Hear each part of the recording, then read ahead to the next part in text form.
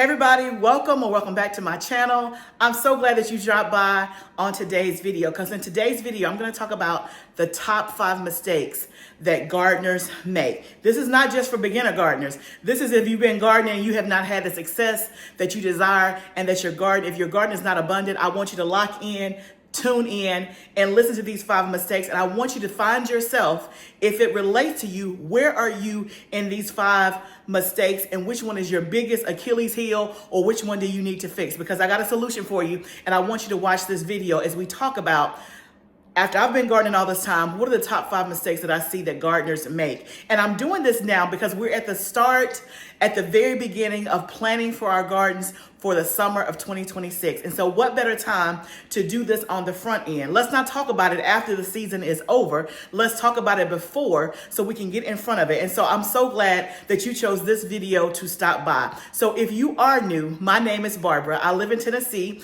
I am very passionate when it comes to gardening and when it comes to homesteading.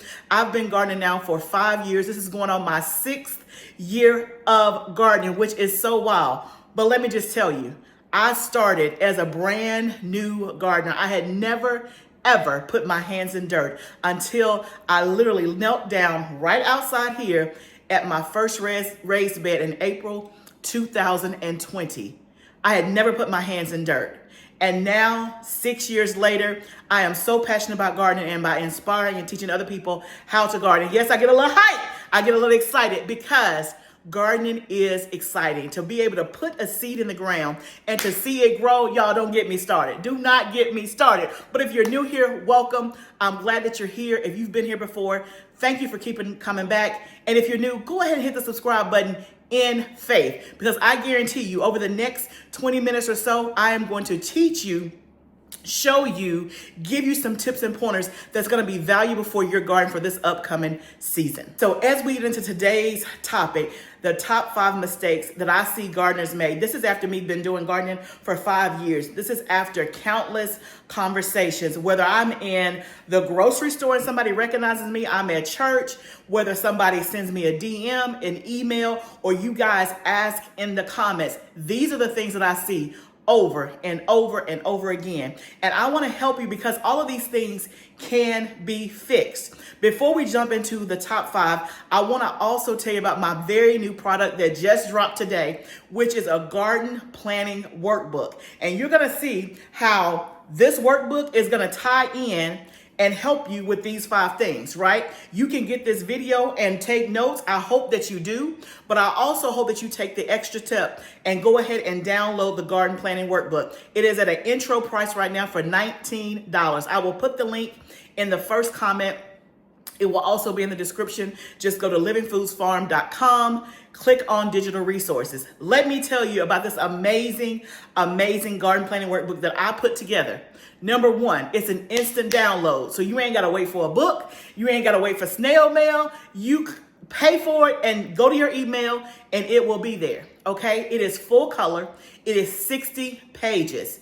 I did not just throw something together. I took time. It is absolutely beautiful, but it is chock full of information.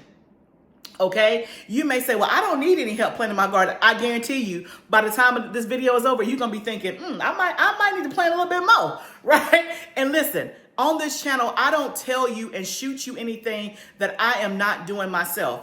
My channel is called A Gardener's Journey because literally, I'm just sharing with you my journey. What I do, I just get on here and yap about it. I get on here and blab about it. I get on here and share about it. I'm not giving you something that I have read and say, they say you should do this. I literally show you what I'm doing each and every time. And so what I'm going to go through today is how I plan for my garden and the mistakes. I'm going to talk about the mistakes, how I've seen myself in every one of these 5, and how over the last 5 years, I have tried to get better and better and better and better. It is a journey. You don't arrive, but you can get better. And one of the evidences that I have gotten better is because I remember the produce that I produced in my first garden versus what I have produced over the last 2 years. I produce food in abundance by God's grace. It is not me. It is not me. It is the Father that works through me God himself, who is the master gardener, I pray before every time I plant. I yield my plans over to him, and he blesses with the increase. Now, God is able to do that exceedingly abundantly, but we got to give him something to work with, right? When it comes to gardening, try to get all the information, that you can so that you can apply the wisdom, right? And so I don't just pray and be like, okay, I'm just going to do whatever. No, over 5 years, I have learned. I keep learning. I keep researching. I keep experimenting, okay? So let's go through the garden planning workbook.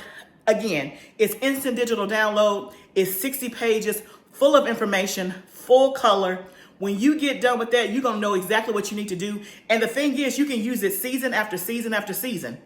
It's PDF fillable, so you can print the pages that you want to print out. You can print those out. Obviously, you don't want to print the whole 60, right? But you can print out the pages where I actually have you writing the stuff down. And then you can use that every single season, okay? So click the link in the first comment and grab the digital workbook. It's $19 right now. After the summer season, it is going to go up in price because, trust me, it is worth another $10, guaranteed. Okay, but it's $19, just $19. Go ahead and grab the link. But let's get into the mistakes that gardeners make, and let's go through these top 5. For those who know me, you know I got notes, right? You know I have notes because I try to bring you the most thorough information that is thought out. And again, y'all, I'm sharing with you my journey. This is how I think. So I just bring you how I think. So I got five things right here. We're going to go through them. So the number one mistake that a lot of gardeners make, whether you are new or seasoned, is that you don't have a plan. Hence why I created the garden planning workbook. Now, I have a saying that I live by. I plan before I plant. Okay? If that is new to you, I want you to think about that. I plan before I plant. And again, going back to my nature, my personality, I'm a planner by nature. I'm an organized person by nature. I am strategic by nature. That's my personality, right? So it's not hard for me. It is a strength of mine. Now, for some people, it's not your strength. And I understand that. That means you're going to have to work a little bit more. You're going to have to sacrifice, like, I don't want to do it, but I know that I need to. If that's you, then just lock in, right? But you need to plan before you plant. It's just like when you have a budget at home, you plan your money on paper before you go out and spend it, right? It's the same thing with your garden.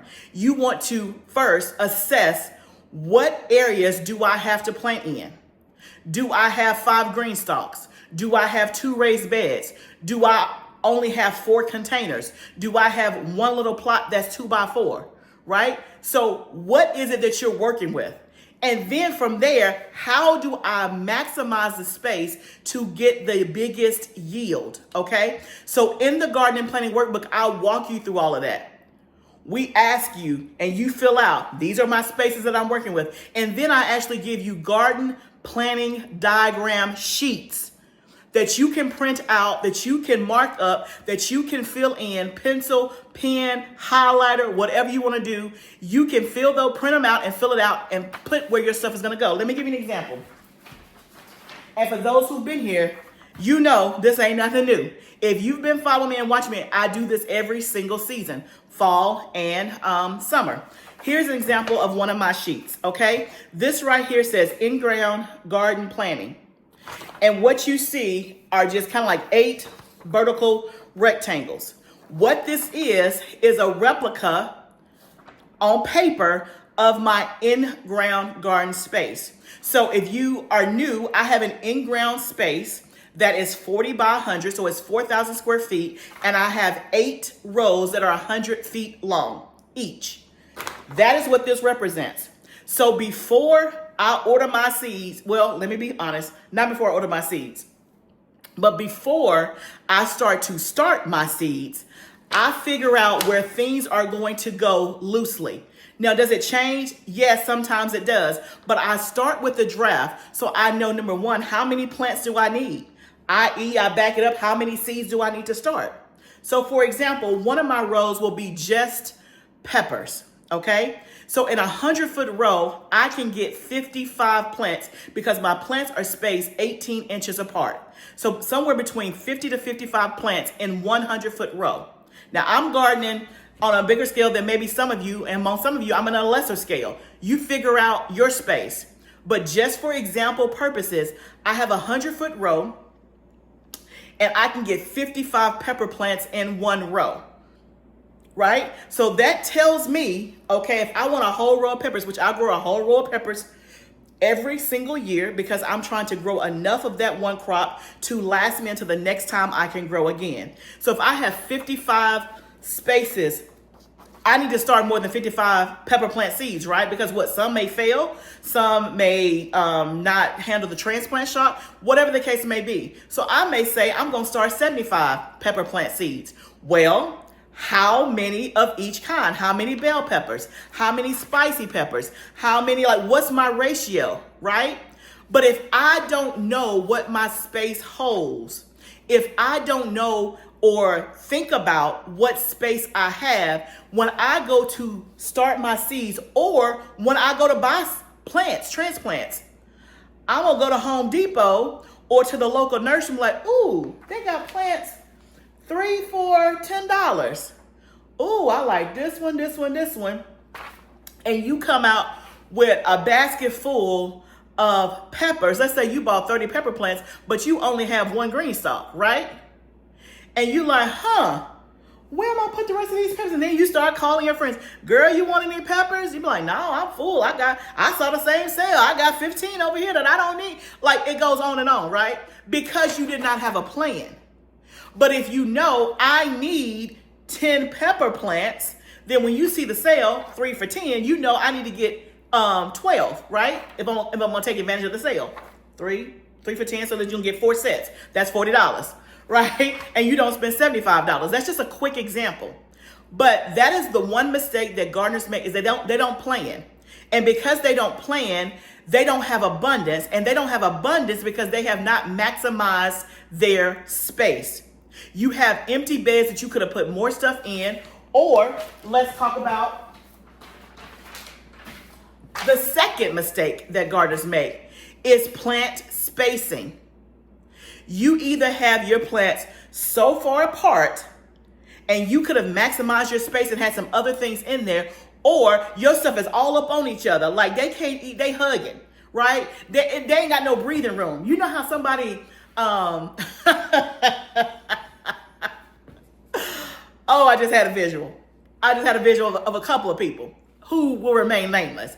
But you know how you encounter some people. It could be your friends, people that you know, but they get right up here, right here to talk to you. And you can I get some personal space? That bothers me. So if you ever meet me in person, don't get right here. Give me where I can reach out and touch you, where I can shake your hand, where I can give you a hug, but don't be right here, okay? Your plants got the same thing, right? They're like, can I get some space? Can I get some space? Why you got me all up on broccoli like this? Broccoli is on my neck. That's what the lettuce is saying. The lettuce is like, can I just get 6 inches? Can I just get 6 inches? Okay? Y'all are making light of this, but that's what y'all do. Okay? Because I've done it before too. Plants all up on each other. Okay? Now, there is a thing called intensive planting where you purposely plant things that are close together. And that does help with weed pressure and all, but you gotta know what you're doing and you gotta do the right thing and you gotta make sure that you have the right spacing. So even with intensive planting, it minimizes the space between plants, but they're still not right up on each other, okay? So when it comes to plant spacing, that is the second mistake that gardeners make, is that they don't know how to space their plants. And so in the garden planting workbook, I have a whole section on plant spacing. I talk about the importance of plant spacing, and then I give you a chart for every vegetable, herb, vegetable and herb, and I tell you what the spacing should be. So for example, a lot of you may have done tomatoes because every gardener feels like they're not a gardener unless they plant tomatoes. I don't know why that is, and I'll tell you, people always say, well, I want to start a garden, and they start with tomatoes. Tomatoes, to me, is not the easiest crop to start with when you are a brand new gardener. Tomatoes are fussy. Tomatoes are finicky. You got to know a little bit about what you're doing. My first 2-3 years planting tomatoes, very low yield, lots of disease, lots of pest pressure, right? So tomatoes, for example, if you have tomatoes too close together, they don't grow well. On average, I would say 18 inches between your tomatoes, right? Now, sometimes your seed packets, they shoot for a higher number. And when I first started gardening, I went by the seed packet, right? So if it said 24 inches, that's what I did. Now, over time, I have learned that some things I can put closer together. But on average, tomatoes 18 inches apart. I would not put tomatoes 6 inches apart. But when it comes to lettuce 6 inches apart. Broccoli, 18 to 24 inches. Why? Because it's going to get big. It's going to spread. And so that's why plant spacing is important, because it's going to help you with your yield. If you don't do it right, then you're going to have less yield, less abundance. So that's the number 2 mistake that I see people make as a gardener is plant spacing. They don't space their plants appropriately. Either they all up on each other or it's too far apart, and you could have maximized your space better. If I'm on your street, just let me know I'm on your street. So number 1 is, when it comes to mistakes, is you don't even have a plan. You don't know where your stuff is going. You don't put it on paper first. And so you just kind of go by the seat of your pants, and your seat ends up lacking. Okay? You don't have the abundance that you could have had because you didn't plan. Now, for the people that are like me, that are organizers, you're like, yes, preach it, sister. Plan, because it's your strength. But I recognize that is not everybody's cup of tea. Like, they would rather like put their nails on a chalkboard before they plan. But I'm telling you as a gardener, that is the way to abundance, is to plan before you plant. That's number 1. Number 2, plant spacing. And in the garden workbook, I give you a whole chart. You never have to guess anymore. You never have to wonder. It's worth it just for the chart, because I'm going to tell you exactly how to space things, okay? So that's number 2. Number 3 is this. I see this all the time. People are planting things at the wrong time of the year. That is a mistake that gardeners make. So, i.e., they do not have the yield. They don't have the production that they need because you're planting at the wrong time. And so you walk away with thinking, I'm not a gardener. I have a brown thumb. I can't get it right. My stuff didn't grow. I don't know. What are you doing different than what I'm doing? And sometimes it's simply that you plant stuff at the wrong time. There are warm season crops, and there are cool season crops. There are crops that thrive when the temperature is warm, meaning above 70 degrees. And then there are crops that thrive in the cool season. For example, tomatoes like heat. Okra likes heat. If you try to do okra in the winter because you love you some okra, it's still not going to work, because that plant and the way it's made up, it grows and develops in the heat, not in the cool. Conversely, lettuce is a cool season crop. So in some areas, when it gets to be really, really hot and really, really humid, you will see your lettuce start to bolt. Why? Because it prefers cooler weather. And so sometimes you're not a bad gardener. You're just planting stuff at the wrong time of the year. And so again, in the garden workbook, I give you a list of warm season crops, warm season herbs, warm season vegetables, warm season flowers. I also give you a whole list of cool season vegetables, cool season flowers, and cool season crops. So you never have to wonder, you never have to guess, right? Plant your stuff at the right time. Timing matters. This is especially true when it comes to the spring, because many of you don't garden in the fall or winter because of your climate. You want to take a break, whatever the reason may be, but you want to jump back on it in the spring, and that's great. But because your timing is off, you don't have a great spring garden either, because you start too late, right? So you didn't have a fall and winter garden to do your cool season crops. So now you want cabbages for your spring crop. But if you don't get the cabbages, if you don't start the seed back here, if you don't buy the transplant back here, meaning in enough time, you will have your cabbage grow. And then all of a sudden, it's decimated. It's destroyed, because the pest and the insects have gotten it, because what? The temperature is too high.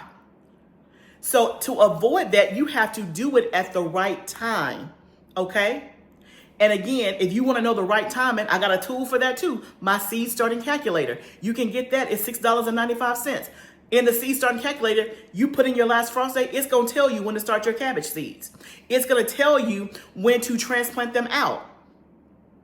And so I see a lot of people in the spring gardening season who don't have the abundance because of timing. So that's number 3. You're planting things at the wrong. Okay, number 4. The fourth mistake that I see gardeners make is one, they have a lot of weeds and a lot of pest pressure because of this. They do not companion plant. If you are new, what is companion planting? So glad you asked. Companion planting is putting plants together as companions, meaning you're planting them in the same area, in the same bed, things that will help each other. You have certain vegetables, herbs, flowers, whatever, that work well together, right? You remember in school when you get your report card and there was something that says work well with others and you would get an S, an N, or a U? I'm showing my age. I mean, it's S for satisfactory, U for unsatisfactory, work well with others. Same thing with plants. You have plants that work well with others, plants. You have some that don't work well with others. Companion planting is so important because once you get the science of that, putting certain things together actually helps to reduce your pest pressure, reduce insects and pests. It also helps to reduce weeds, right? And many of you, because I started off the same way. When I first started my garden back here in one of these beds, I had squash. And that's all I had in that bed. It was a 4x8 bed. And I poured my little squash seeds. And then I had some squash transplants on the other side. The whole bed was squash. Now, I don't do that anymore, but that's a recipe for disaster. First of all, squash is very prone to pest regardless. But when you plant a singular crop in one space and that's all that is there, you like, hey, come over here, come over here. You calling for the pests, you calling for the weeds, right? But now, 6 years later, I do companion planting. And so I use what I call the rule of 3s. In every garden bed, like a raised bed, I have an herb, a flower, and a vegetable. I make sure, right?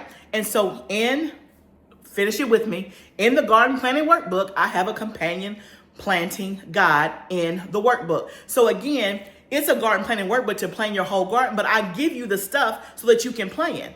I'm not just giving you 60 pages of blank sheets so that you can doodle and write where your stuff is going to go. No, I tell you what to consider and I give you the resources and the information so that you can do it. So I give you a whole list of companion plants for all the vegetables and all the herbs, right? So if you know I have a raised bed that's 2x4 and I want to put some tomato plants in there, you go to the plant spacing thing and say, okay, this is how many tomatoes I can fit based on the recommended spacing for tomatoes. Okay. Then you go to the companion planting chart and you say, okay, what pairs well with tomatoes? Oh, basil, marigolds, peppers. So then you can plan out your 2x4 bed and say, I'm going to put a tomato plant here, then I'm gonna put a marigold, then a basil plant, then another tomato plant. Do you see what I'm saying? You can plan it out. I'm giving you the resources. So in the book, I give you a companion planting chart. But even if you don't get the book, that is a mistake that gardeners make. You put one single item in one bed, or I'll give you 2. But you're not focused or intentional about putting the right plants, herbs, and flowers together, okay? So that's companion planting. And then number 5 mistake that I see gardeners make is poor soil. Your soil is jacked up. You're not doing anything to your soil. Soil is the living organism that your plants grow in. As good as your soil is, it's gonna be as good as your plants are. Bad soil, bad plants. Unhealthy soil, unhealthy plants. Now, will you still produce food? Yes, you will. I always say, seeds want to grow. That is true. It's a God-given principle. There is life in the seed. So it's going to grow. But when you talk about abundance, when you talk about yield, and when you talk about production, you got to give it something good to start with. Now, I know many of our areas that we live in is red clay, red dirt. The soil is horrible, but that's why you have to feed your soul. That's why you have to test your soul. That's why you have to amend your soul. And so one of the mistakes that gardeners make is that they don't pay attention to their soul. You think you fertilizing your plants. No, you need to be feeding your soul. Or you do nothing. You just so you got your spacing right. You done started your seeds. You got your companion planting right. But then you're like, but my stick, man, I turn on to such and such. Why she got all her kale looking so green? Why is her kale in abundance and mine looking like twigs? Or I turn on the barber channel, she got tomatoes just falling off the vents. I got that same tomato plant. I bought the same thing she told me to buy. I got the same variety, but her stuff, she got just bobs and bobs of tomatoes, and I got like one or two. It's your soul, baby. It's your soul. It's your soul, okay? Y'all see, I'm hyped today. Look now, y'all, we on my subject. We on my subject. When it comes to gardening, if you want to grow an abundant yielding garden, let's do it. So soul is number 5. You gotta pay attention to your soul.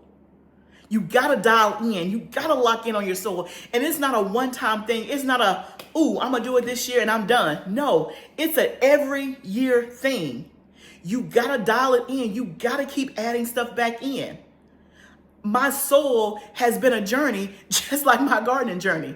My soul is getting better over time, but I have to keep working with it. I keep locking in. I keep adding things. I keep learning. But the better my soul is, the less weeds I have, the less pest pressure I have, and the more production that I get. So soul is a key component.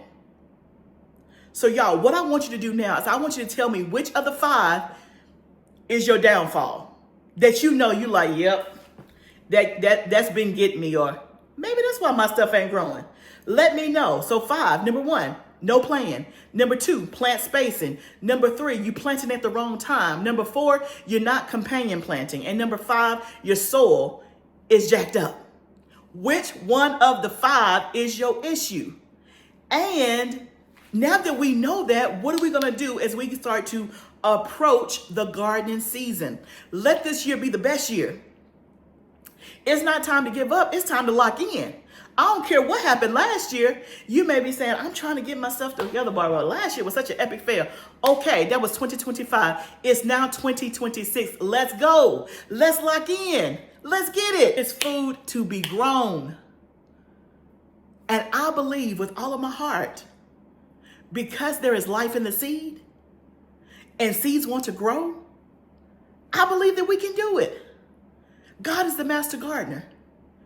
If you're a Christian, you should be praying over your garden. If you're not a Christian, I hope that you can ride on my faith, that God can do exceedingly abundantly above all that we can ask or think, even in the ground.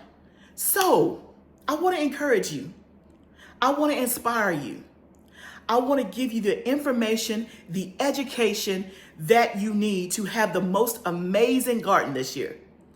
I want to know which one is your downfall. I hope that this video helped you. I want you to grab the workbook because I was able to share the top 5 mistakes, but there's more resources in the garden workbook. For $19, there's all of the information that you could possibly ever need to plan your garden. It's in the workbook. I put a poll in the group a few weeks ago and said, what would you guys prefer? Me to do a class or a workbook? Most of you said you want a workbook. Like, Bob, we ain't coming to no class. We tired. Whatever. That's fine. I gave you what you asked for. And I know that if you go through it, and for those of you like, how long this gonna take? Guess what? I got a quick option, a quick start guide in the digital workbook. So if you don't want to go through I'm a kind of person, I go through every page. I like to sit down and go through everything. That's my personality. But if you like, look, I got about 45 minutes. I got an option for you. There's a quick start page that tells you, if you ain't got but 30 minutes, do this page, and this page, and let's go. So I got something for you. I cannot wait to read your comments about what is your downfall. I cannot wait to see what are the things that we need to work on, and that'll give me also insight what I need to talk more about, because I'm here to help you, right? I hope that this video helped you see some common mistakes, and you can see yourself in this video like, this is where I need to do a little bit better. This is where I need to grow some more. If this video was helpful, please subscribe to the channel, leave me a comment and let me know. But y'all remember, what you see, I'm on year 6. When I was at year 1, I was trying to figure it out, and boy, making mistakes. I still make mistakes. But like the song goes, every round goes higher and higher. Every season you get better and better and better. It's a journey. So remember, y'all, it is a journey, but let's grow together. I can't wait to see you in the next video. I'll see you next time, friends.